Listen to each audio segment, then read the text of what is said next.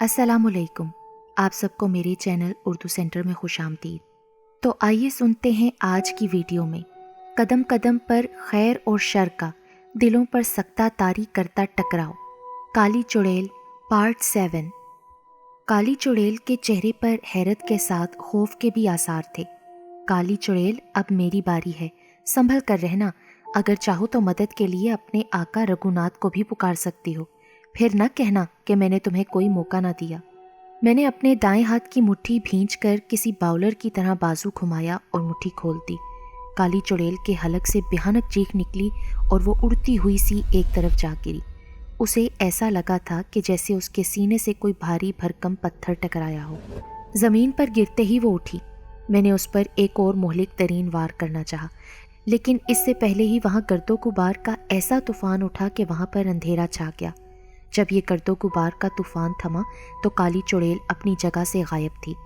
मैं काली चुड़ैल जैसी मावराई कुव्वत को जिच पहुंचाकर खुश था। ये रघुनाथ के मुकाबले में मेरी पहली फतह थी। मैं चलते हुए शहरी हदूद में दाखिल हो चुका था। रात हो चुकी थी और मुझे रहने के लिए ठिकाने की ज़रूरत थी, जबकि जेब में फूटी कोड़ी तक नहीं थी। यहाँ जेल में कैद के दौरान दूसरे कैदियों से सीखा हुआ जेब तराशी का फ़न काम आया। मैं फुटपाथ पर चलते हुए एक शख्स से टकराया और उसके पॉकेट में मौजूद बटवा निकाल लिया। मेरे ज़मीर ने मुझे मुलामत भी किया, लेकिन ये मेरी मजबूरी थी। वो रात मैंने एक औसत दर्जे के होटल में बसर की। नाश्ता करते ही होटल से बाहर निकल आया। मुझे रघुनाथ की तलाश थी। अब मैं फैसला कुन जंग करना चाहता था। मुख्तलिफ मंदिरों में जाकर पुजारियों से इसके बारे में पूछा, मगर हर एक उसके ठिकाने से लाइल्म था। आखिर एक मंदिर में मेरी उम्मीद भर आई। एक उधेड़ उम्र पुजारी ने मुझे बताया कि वो एक मंदिर में मौजूद है। जब मैं उसके बताए हुए पते पर उस देहात में पहुंचा जहां वो पुराना मंदिर मौजूद था तो रात के 10 बज रहे थे। मंजिल पर जल्द पहुंचने के लिए मैंने देहात में दाखिल होते ही तेज़ रफ्तारी से भागना शुरू कर दिया। निस्फ शब के करीब मैं अपनी मंजिल पर पहुंच चुका था। मुझसे कुछ फासले पर वो पुरअसरार मंदिर मौजूद था। मैं उस मुकाम को देखकर चौंक पड़ा। मुझे याद आ गया, इस मंदिर से कुछ किलोमीटर की मुसाफत पर पहाड़ों के बीचों बीच बाबा जी का आस्थाना था, जहाँ कभी मैं उनका चहीता होता था। फिर बाबा जी ने अपनी नाफरमानी पर मेरे सर पर से अपना शफकत भरा हाथ उठा लिया। मैंने अपने गिर्द हिसार बांधा और बावाज़े बुलंद रघुनाथ को ललकारा, खबीस रघुनाथ, हिम्मत है तो बाहर निकल, आज तेरे पापों का घड़ा टूटने वाला है। कुछ देर बाद मैंने देखा रघुनाथ मंदिर से बाहर निकल रहा था, लेकिन वो तन्हा नहीं था। उसके साथ एक कवि हैकल साधु भी था, जिसने बदन पर सिर्फ एक लंगोट बांध रखी थी। वो काले स्याह बदन का मालिक था, अंगारों की तरह दहकती हुई उसकी आंखें। वो दोनों मेरे सामने आकर रुक गए। रघुनाथ, मैंने आखिर तुझे ढूंढ निकाला। आज इस धरती पर या तो तू जिंदा रहेगा या मैं। धीरज रखो बालिक, धीरज। शायद तो मुझे नहीं जानते, मैं काली चरण हूँ, देवी का महान सेवक, और ये मेरा चेला है। मैं जानता हूँ कि तुमने थोड़ा बहुत कुछ सीख लिया है, जिसके बलबूते पर उछल रहे हो। मैं तुम्हें क्षमा करते हुए एक मौका दे रहा हूँ। रघुनाथ से माफ़ी मांगकर इसके मित्र बन जाओ और इसकी तरह मेरे चेले बन जाओ। मैं तुम्हें बहुत कुछ सिखाऊंगा। काली चरण ने पुरसकून लहजे में कहा। काली चरण, मेरा तुमसे कुछ लेना देना नहीं, लेकिन ये मेरी माँ और बहन का कातिल है। इसी की वजह से मुझे अपना वतन छोड़ना पड़ा। ये कई मासूम लड़कियों की इस्मतों और जिंदगियों का कातिल है। तुम्हारे जैसे महान पुजारी को ज़ेब नहीं देता कि इस जैसे शैतान की हमायत करो, मैंने कहा और अपनी रुदात बयान करने लगा। मेरा मकसद यही था कि वो रघुनाथ के करतूतों से आगाह हो जाए। मुझे सब पता है बालक, मैं सब जानता हूँ। मैं इस समय इस मामले में कुछ सुनने को तैयार नहीं। तो फिर ठीक है, तुम्हें भी बहुत कुछ सहना पड़ेगा, मैंने कहा। तुम क्या समझते हो बालिक, तुमने मुझे ढूंढा है। उस मंदिर के पुजारी ने मेरे ही कहने पर तुम्हें ठिकाना बताया था, ताकि तुम दौड़ते हुए मेरी तरफ आओ और मारे जाओ, और यही हुआ। इसके अलावा मेरे पास तुम्हारे लिए अच्छी खबर भी है। तुम्हें अपने पिता तो याद होंगे ना, जो बेटी की दर्दनाक मौत के बाद दरबदर की ठोकरें खा रहा था। मैंने तुम्हारे बूढ़े बाप को इसी मंदिर में कैद करके रखा है। मेरे दिलो दिमाग में आंधियों के झक्कर चलने लगे। बदन का सारा खून सिमट कर आंखों में उतर आया। माँ और बहन के बाद मेरा सिर्फ बाप जिंदा था, जिसे ना जाने इस खबीस ने कैसे अपने कब्जे में कर लिया था। मैंने अंजाम से बेपरवाह होकर शहादत की उंगली से रघुनाथ की तरफ इशारा किया। रघुनाथ चीखता हुआ गिरा और तड़पने लगा। ایسا لگ رہا تھا کہ جیسے وہ سخت اذیت میں ہو۔ کالی چرن کا چہرہ غصے سے سرخ ہو گیا۔ اس نے رگھوناتھ کی طرف کچھ پڑھ کر پھونکا۔ اس نے تڑپنا بند کر دیا اور اٹھ کر کھڑا ہو گیا۔ مہاشے، تم نے کالی چرن کو للکارا ہے، اب اس کا انجام بھی دیکھ لو گے۔ وہ غصے سے کھولتے ہوئے بولا اور اس کے ہونٹ ہلنے لگے۔ میں سمجھ گیا وہ کوئی منتر پڑھ رہا تھا۔ پھر اس نے انگلی سے میری سمت اشارہ کیا۔ درجنوں کی تعداد میں چھوٹے چھوٹے خونخوار اور ہیبت ناک جانور میری طرف لپکے، لیکن میں حصار میں محفوظ کھڑا تھا۔ وہ جانور جب بھی حصار کے قریب پہنچتے ان کے جسم میں آگ بھڑک اٹھتی۔ کچھ ہی دیر میں یہ کھیل ختم ہو گیا۔ اس کے لاتعداد جانور مجھے کوئی بھی نقصان پہنچانے میں ناکام رہے۔ اسی لمحے میرے عقب میں ایک لرزہ خیز چیخ سنائی دی۔ میں نے مڑ کر دیکھا، وہاں دیو ہیکل کالی چڑیل کھڑی غضبناک نگاہوں سے میری طرف دیکھ رہی تھی۔ میں اس کی طرف متوجہ ہوا ہی تھا کہ کالی چرن نے اپنے سر کا ایک بال توڑ کر میری طرف پھینکا، جو کسی سانپ کی طرح بل کھاتا ہوا میرے حصار سے جا ٹکرایا۔ ایک جھماکا سا ہوا اور میرا حصار ٹوٹ گیا۔ اس سے پہلے کہ میں اپنے تحفظ کے لیے دوبارہ حصار باندھتا، کالی چرن کوئی منتر پڑھ کر زمین کی راکھ مجھ پر پھینک چکا تھا اور میرا بدن اندیکھی زنجیروں سے بندھ گیا۔ میرے لیے معمولی سی جنبش کرنا بھی محال ہو چکا تھا۔ یہ اندیکھی زنجیروں کی بندش بازوؤں سے لے کر دونوں ٹانگوں تک میں بندھ چکی تھی۔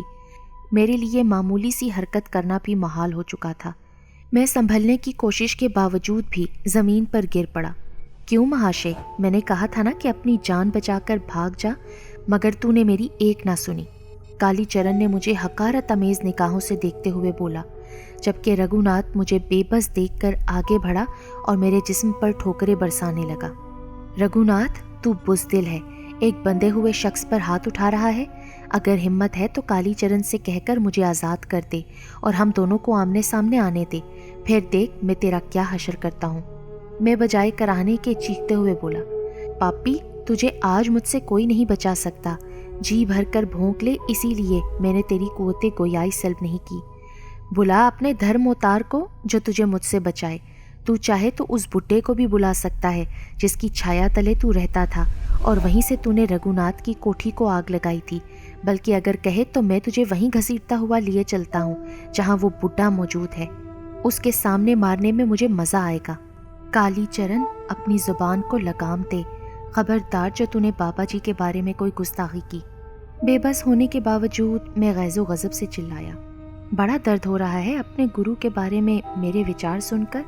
چل، تجھے وہیں گھسیٹتا ہوا لیے چلتا ہوں۔ کالی چرن نے رگھوناتھ کو اشارہ کیا۔ اس نے میرے سر کے لمبے بالوں کو مٹھی میں دبوچا اور گھسیٹنا شروع کر دیا۔ زمین پر گھسیٹنے سے میرے بدن میں درد کی کٹیلی لہریں دوڑنے لگیں، لیکن میں خود پر ضبط کیے رہا۔ میں نہیں چاہتا تھا کہ مجھے چیختا اور کراتا دیکھ کر ان دونوں شیطانوں کو ذہنی تسکین پہنچے۔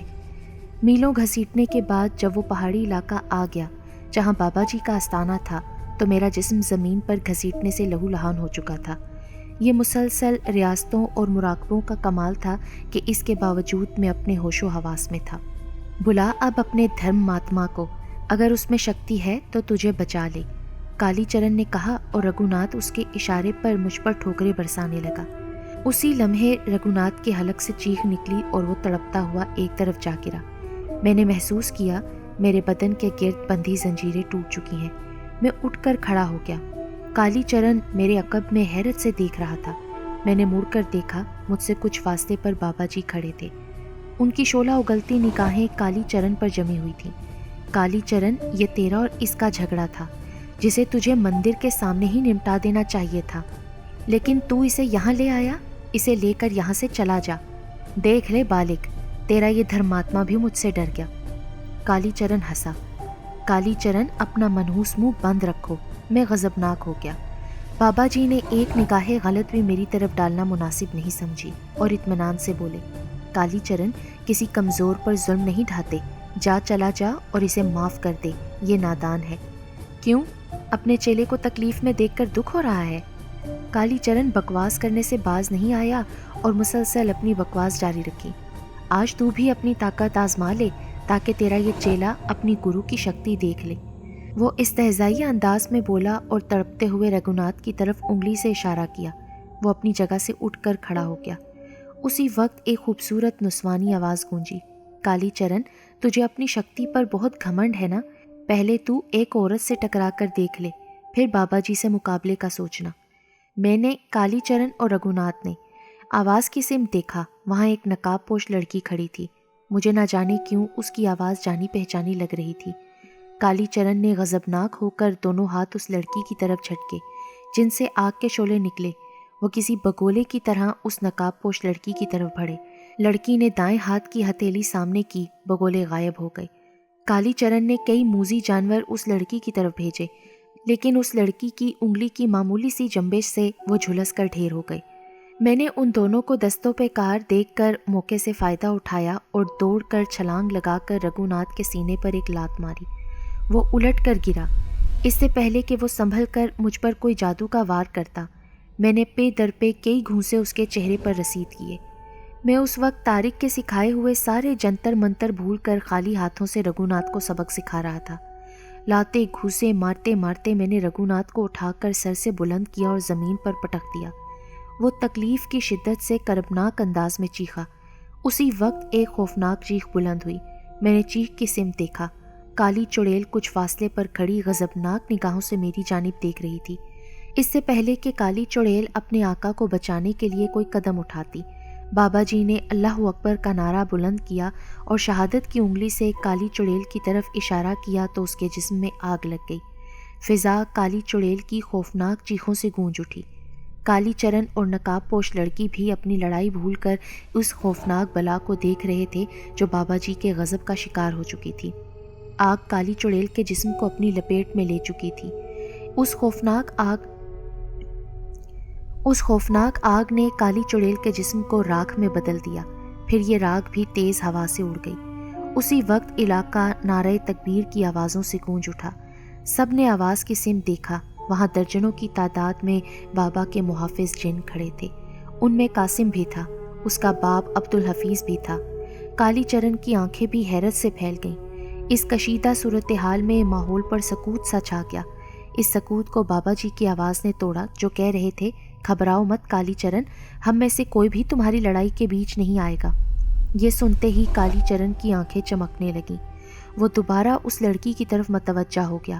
جب رگھوناتھ شدید زخمی پڑا اب تک کرا رہا تھا، میں نیچے پڑے کراتے ہوئے رگھوناتھ کے سینے پر چڑھ کر بیٹھ گیا اور اس پر گھونسوں کی بارش کر دی۔ رگھوناتھ جو پہلے ہی زخمی تھا، اس کی ناک اور منہ سے خون بہنے لگا اور اس پر جان کنی کی کیفیت طاری ہو گئی اور بدن جھٹکے لینے لگا۔ ادھر نقاب پوش لڑکی اور کالی چرن ایک دوسرے پر چڑھ چڑھ کر حملے کر رہے تھے۔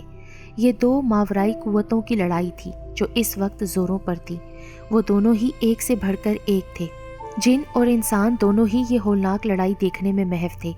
ایک موقع پر کالی چرن نے فلک شگاف نعرہ بلند کیا اور کسی مداری کی طرح اچھلتے ہوئے فضا میں عجیب و غریب اشارے کرتے ہوئے اپنا دایاں پیر زمین پر مارا تو زمین کانپنے لگی۔ ایسا لگ رہا تھا کہ زلزلہ آ چکا ہو۔ طوفانی قسم کی تیز ہوائیں شروع ہو چکی تھیں۔ زمین اس قدر خوفناک طریقے سے ہلی کہ میں زمین پر گر پڑا۔ اس طوفان میں صرف وہ پراسرار لڑکی، بابا جی اور کالی چرن اپنے قدموں پر کھڑے تھے۔ اس زلزلے اور خوفناک طوفان نے جنوں تک کو ہلا کر رکھ دیا تھا۔ رفتہ رفتہ یہ ہوائیں بڑھتی جا رہی تھیں۔ پھر ان طوفانی ہواؤں سے لڑکی کے چہرے کا نقاب ہٹ گیا اور میں اپنی جگہ سے جیسے اچھل کر کھڑا ہو گیا۔ وہ پراسرار لڑکی کوئی اور نہیں بلکہ مالنی تھی، وہی مالنی جو مجھے بھگوان داس کے استھان پر ملی تھی اور بھگوان داس نے اسے مجھے سونپ دیا تھا۔ وہ میری محبت، میرا خواب تھی، لیکن اس وقت کالی چرن جیسے خوفناک جادوگر سے برسرے پیکار تھی۔ میں کالی چرن کو اس کے مقابل دیکھ کر ہراساں ہو چکا تھا اور اس کی مدد کے لیے آگے بڑھا ہی تھا کہ بابا جی کے اشارے نے مجھے روک دیا، جو کہہ رہے تھے، تم اس شیطان کا مقابلہ نہیں کر سکتے اور ہم وعدہ بھی کر چکے ہیں کہ کوئی اس مقابلے میں ان کے بیچ نہیں آئے گا۔ ادھر کالی چرن نے گول دائرے میں گھومتے ہوئے اپنی مٹھی کھولی۔ درجنوں سوئیاں مالنی کے پاؤں کے تلووں میں پیوست ہو گئیں اور پاؤں لہو لہان ہو گئے، مگر مالنی کے چہرے پر تکلیف اور اذیت کا شائبہ تک نہیں تھا۔ اس نے اپنے دونوں پاؤں زور سے زمین پر مارے تو اس تکلیف سے نجات پا گئی۔ اس کے بعد بھی کالی چرن نے اس پر کئی خطرناک وار کیے۔ اس نے مالنی کے چاروں سمت آگ لگا دی جو مالنی کی ایک انگلی کے اشارے پر بجھ گئی۔ یکا یک مالنی کی مترنم آواز فضا میں گونجی، کالی چرن اب میری باری ہے، لیکن میں حملہ کرنے سے پہلے ایک بار پھر تجھے جان بچانے کا موقع دے رہی ہوں۔ اگر تو چاہے تو تو جان بچا کر جا سکتا ہے۔ کالی چرن نے کہا لگایا اور بولا، سندر ناری، تم دیوی کے مہان سیوک کو بھاگنے کا کہہ رہی ہو، جس نے برسوں دیوی کی تپسیا کی۔ مالنی نے اس کی بات کا کوئی جواب نہ دیا اور بآواز بلند کلمہ طیبہ پڑھتے ہوئے اپنے دونوں ہاتھ اس کی طرف جھٹکے۔ درجنوں تیر کالی چرن کی طرف لپکے۔ میں نے پہلی بار کالی چرن کے چہرے پر خوف و ہراس کے آثار دیکھے۔ اس نے ان تیروں کو اپنی طرف آنے سے روکنے کے لیے کئی جنتر پنتر پڑے مگر ناکام رہا۔ بلا آخر جان بچانے کے لیے میدان سے بھاگا، مگر درجنوں تیر اس کے جسم کے مختلف حصوں میں پیوست ہو گئے۔ اس کے حلق سے دل دوز چیخیں نکلیں اور وہ تڑپتا ہوا زمین پر گرا اور چند لمحے تڑپنے کے بعد ساکت ہو گیا۔ کچھ دیر بعد اس کے مردہ جسم میں آگ بھڑک اٹھی۔ اب وہاں کالی چرن کی لاش کے بجائے راکھ کا ڈھیر تھا جسے ہوا اڑا کر لے گئی۔ کالی چرن کا کام تمام ہوتے ہی میں رگھوناتھ کی طرف مڑا اور حیرت سے اچھل پڑا۔ وہ اپنی جگہ سے غائب ہو چکا تھا۔ اپنے گرو کی متوقع شکست، کالی چڑیل کے انجام اور مجھے مالنی کی طرف متوجہ دیکھ کر اس نے موقع سے فائدہ اٹھایا اور چشمے زدن میں غائب ہو چکا تھا۔